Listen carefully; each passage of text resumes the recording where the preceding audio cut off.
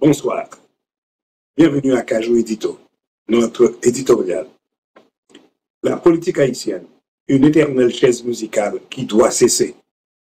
La scène politique haïtienne continue d'être un théâtre de l'absurde, où les acteurs changent, mais la pièce reste la même. À chaque crise, le pays plonge un peu plus dans le chaos, victime d'une classe politique incapable de s'élever au-dessus de ses intérêts personnels pour répondre aux besoins urgents de la population.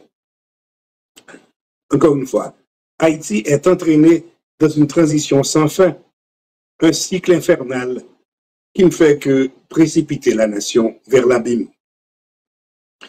Les signataires de l'accord du 21 décembre, le collectif du 30 janvier et le parti Petite Dessalines tirent aujourd'hui la sonnette d'alarme. Face à la dégradation alarmante de la situation sociopolitique, ils dénoncent les décisions arbitraires prises par les 9 conseillers présidents sous la direction de Leslie Voltaire. Ces derniers, au lieu de travailler pour l'unité et la reconstruction, alimentent davantage la méfiance et la division. Les parties prenantes exigent que les membres non impliqués dans des scandales de corruption se désolidarisent des éléments accusés afin d'en finir avec ce système gangréné. Un conseil présidentiel de transition paralysé. Après 8 mois d'exercice, le conseil présidentiel de transition, CPT, censé être porteur d'espoir, est devenu un symbole d'inefficacité et de frustration. Jean Clarence Renoir, coordonnateur du parti Unir Haïti, décrit un organe incapable de répondre aux attentes de la population. Ce conseil, censé être le pilier de la stabilisation du pays, s'est mué en un organe impotent, paralysé par les luttes internes et le manque de vision. Dans ce contexte, la réunion de ce lundi entre les parties prenantes et les éminentes personnalités de la CARICOM par visioconférence semble dérisoire.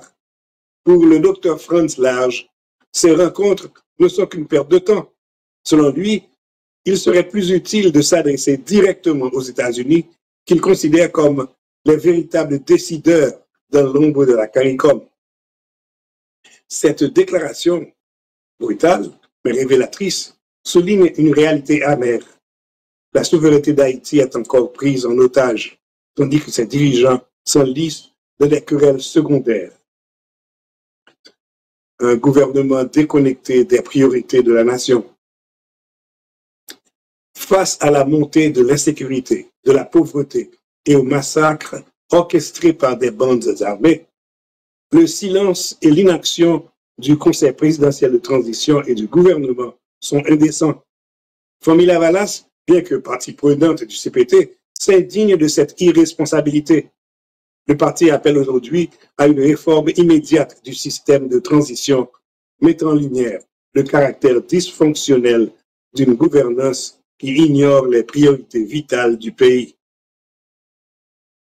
Une comédie politique qui doit prendre fin. Le peuple haïtien, épuisé par des décennies de crises et de promesses non tenues, ne peut plus être le spectateur passif de cette comédie politique.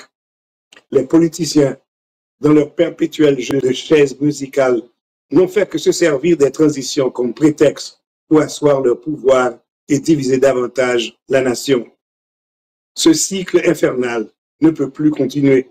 Il est impératif que les acteurs politiques mettent leurs différends de côté pour travailler enfin à l'unité nationale, au redressement économique et à la sécurité du pays. Haïti est dans le coma et seule une volonté politique collective, sincère et déterminée pourra lui offrir une chance de survie. Les querelles partisanes, les calculs mesquins et les manœuvres opportunistes doivent céder la place à une réelle vision pour l'avenir. Il est temps que les dirigeants haïtiens assument leurs responsabilités envers un peuple qui, trop longtemps, a souffert des inconséquences de ceux censés le servir. La reconstruction du pays exige un sursaut national. La comédie doit cesser et l'unité doit enfin prévaloir. Vous êtes sur Kajou.tv, la station qui fait l'éloge de la différence.